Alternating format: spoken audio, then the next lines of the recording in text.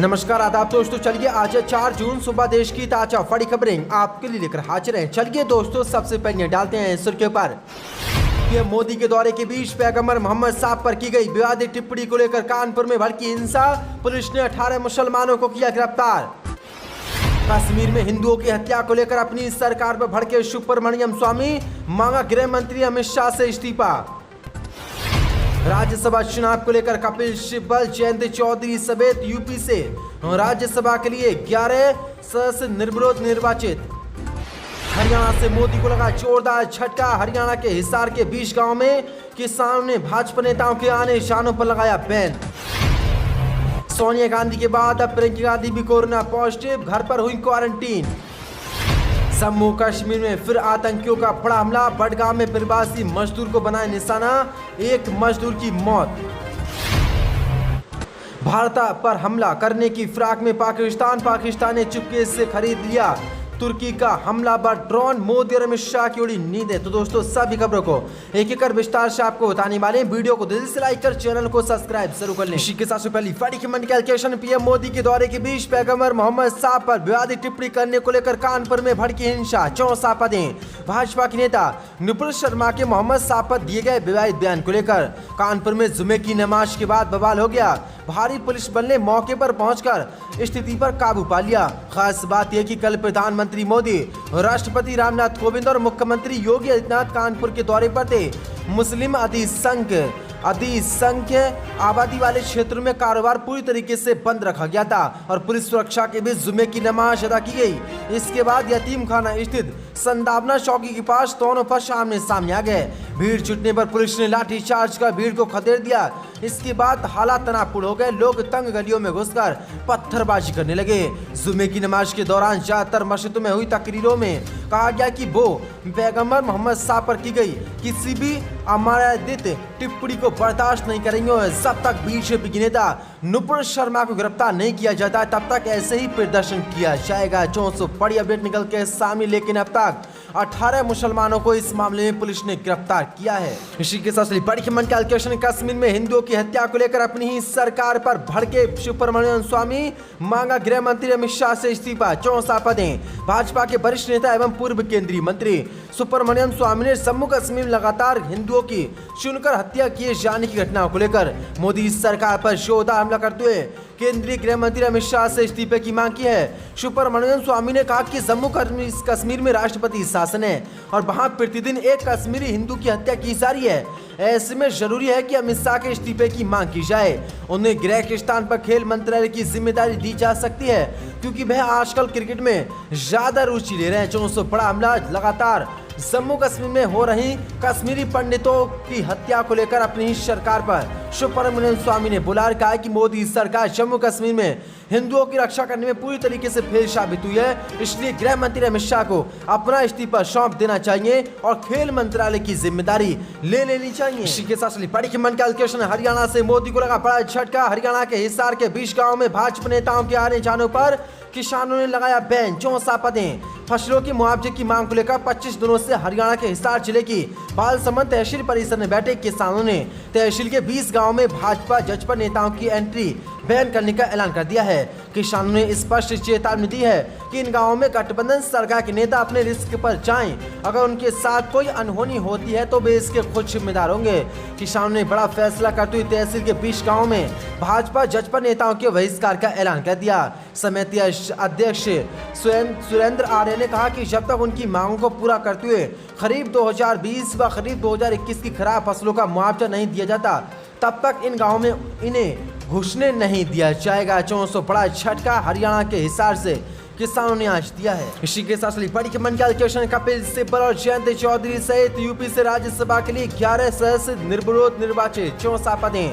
उत्तर प्रदेश की खाली हो रही 11 राज्यसभा सीटों के लिए सत्तारूढ़ बीजेपी के 8 उम्मीदवारों, समाजवादी पार्टी समर्थित कपिल सिब्बल और राष्ट्रीय लोक दल के प्रमुख जयंत चौधरी और सपा के एक और उम्मीदवार को शुक्रवार को निर्विरोध निर्वाचित घोषित कर दिया गया है। उत्तर प्रदेश के मुख्य निर्वाचन अधिकारी कार्यालय से शुक्रवार को यहां जारी एक बयान में बताया गया कि 11 सीटों के सापेक्ष 11 नामांकन पत्र वैध पाए गए। इसकी वजह से 3 जून शुक्रवार को नामांकन वापस लेने की अंतिम तारीख समाप्त होने के बाद चुनाव अधिकारी द्वारा 11 प्रत्याशियों को निर्विरोध निर्वाचित घोषित किया गया है। निर्वाचन आयोग के मुताबिक राज्यसभा चुनाव की नामांकन पत्र दाखिल करने की 31 तारीख को आखिरी तारीख थी। 1 जून को नामांकन पत्र की जांच हुई और 3 जून को नाम वापस लिए जाने की अंतिम तारीख तय की गई थी। अगर शुक्रवार को निर्विरोध निर्वाचित नहीं होता तो मतदान 10 जून को निर्धारित किया गया था। जानकारी के अनुसार राष्ट्रीय लोकदल समर्थित जयंत चौधरी, सपा के जावेद अली खान और निर्दलीय कपिल सिब्बल के अलावा भारतीय जनता पार्टी के डॉक्टर राधा मोहन दास, डॉक्टर अग्रवाल, लक्ष्मीकांत बैसवाई, दर्शन सिंह समेत 11 लोग उत्तर प्रदेश से निर्विरोध निर्वाचित हुए हैं। इसी के साथ बड़ी की कैलकुलेशन सोनिया गांधी के बाद अब प्रियंका गांधी भी कोरोना पॉजिटिव, घर पर हुई क्वारंटीन। कांग्रेस की महासचिव प्रियंका गांधी वाड्रा भी कोरोना पॉजिटिव पाई गई हैं। बता दें कि इससे पहले गुरुवार को कांग्रेस की अध्यक्ष सोनिया गांधी की कोरोना रिपोर्ट पॉजिटिव आई थी। सोनिया गांधी के अलावा कई कांग्रेस नेता की भी कोरोना रिपोर्ट पॉजिटिव आई थी।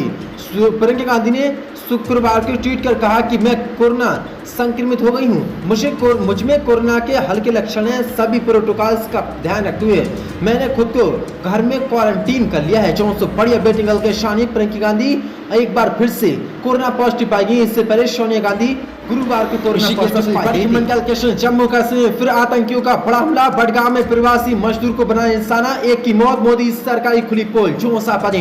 जम्मू कश्मीर में आम लोगों पर आतंकी हमले रुकने का नाम नहीं ले रहे हैं। गुरुवार को बडगाम में ईंट भट्टे में काम करने वाले प्रवासी मजदूरों पर हमला हुआ, जिसमें एक मजदूर की मौत हो गई, जबकि एक मजदूर बुरी तरीके से घायल हो गया। घायल मजदूर का इलाज श्रीनगर के SMSS अस्पताल में इलाज चल रहा है। आतंकियों ने मजदूर पर अटैक बडगाम के मगरे पोरा मडुरा इलाके में किया। हमले में जान गंवाने वाले मजदूर का नाम दिलकुश बताया जा रहा है, वह बिहार का रहने वाला था। वहीं दूसरे मजदूर का नाम राशन है, वह पंजाब का रहने वाला है। बता दें कि पिछले कुछ दिनों से कश्मीर में हिंदुओं को चुन चुन कर आतंकी मार रहे हैं। पिछले महीने ऐसी 3 घटनाएं हुई जिसमें वहां रह रहे अल्पसंख्यक चिंतित हो गए। 2 जून आतंकियों ने कुलगाम में बैंक मैनेजर पर फायरिंग की। इसमें एक बैंक मैनेजर विजय कुमार की मौत हो गई। वह हनुमानगढ़ राजस्थान के रहने वाले थे। विजय कुमार कुलगाम के मोहनपुर में देहाती बैंक में तैनात थे। आतंकियों ने उस पर फायरिंग कर दी। इसके बाद उनकी मौत हो गई। सुरक्षा बलों ने इलाकों को घेरकर सर्च ऑपरेशन शुरू कर दिया है।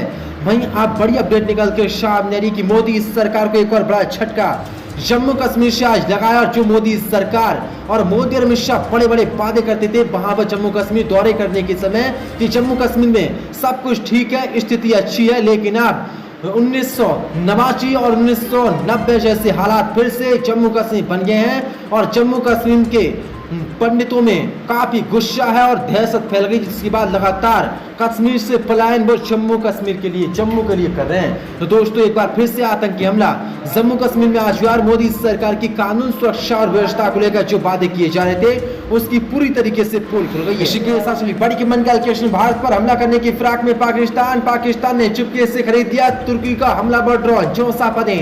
पाकिस्तान के मुरीद में स्थित एयरफोर्स बेस पर एक हमलावर ड्रोन दिखाई दिया। सैटेलाइट इन तस्वीरों को कैप्चर किया गया, लेकिन सैटेलाइट तस्वीरों को पढ़ने वाले रक्षा विशेषज्ञों ने बताया कि तुर्की में बना TB2 ड्रोन है।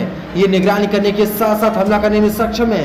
ये बम और मिसाइल गिरा सकता है। सैटेलाइट तस्वीर में स्पष्ट तौर पर 2 ग्राउंड कंट्रोल स्टेशन दिखाई दे रहे हैं। हालांकि 3 बैरक्टर TB2 ड्रोन को कंट्रोल करने के लिए एक ही स्टेशन काफी है, लेकिन यहाँ पर 2 दिखाई दे रहे हैं। यानी पाकिस्तान के पास ऐसे ड्रोन की संख्या ज्यादा हो सकती है। यानी पाकिस्तान के बाद पास 2 से 6 ड्रोन हो सकते हैं। हाल ही में उनकी उड़ान भी हुई है, जिससे रेडर नाम दिया गया है। जो बड़ी अपडेट निकल के सामने पाकिस्तान भारत पर हमला करने की फिराक में है और आज उसने तुर्की के हमलावर ड्रोन TB2 ड्रोन को खरीद लिया है, जिसके बाद भारत की मुश्किलें बढ़ गई। इसी के साथ बड़ी कैलकुलेशन राम मंदिर आंदोलन की तरह आगे बढ़ रहा है ज्ञान वापी का मामला। अब संत ने उठाई ये मांग। काशी के ज्ञानवापी परिसर में शिवलिंग मिलने के बाद अब संत समाज भी एकजुट हो गया है। काशी धर्म परिषद में शुक्रवार को लंबी बैठक करके कई प्रस्ताव पास किए गए। संतों ने कहा कि हिंदू समाज को स्वयंभू ज्योतिषी लिंग के पूर्व पूजा और दर्शन की तत्काल अनुमति मिलनी चाहिए। पूजा करना हिंदुओं का मौलिक अधिकार है, इसे किसी भी हाल में भंग नहीं किया जा सकता। संतों ने कहा कि अयोध्या मथुरा की तरह काशी में पवित्रता का सिद्धांत लागू हो सकता है। शहर में चल रही मांस मछली शराब की दुकानें बंद की जाएं।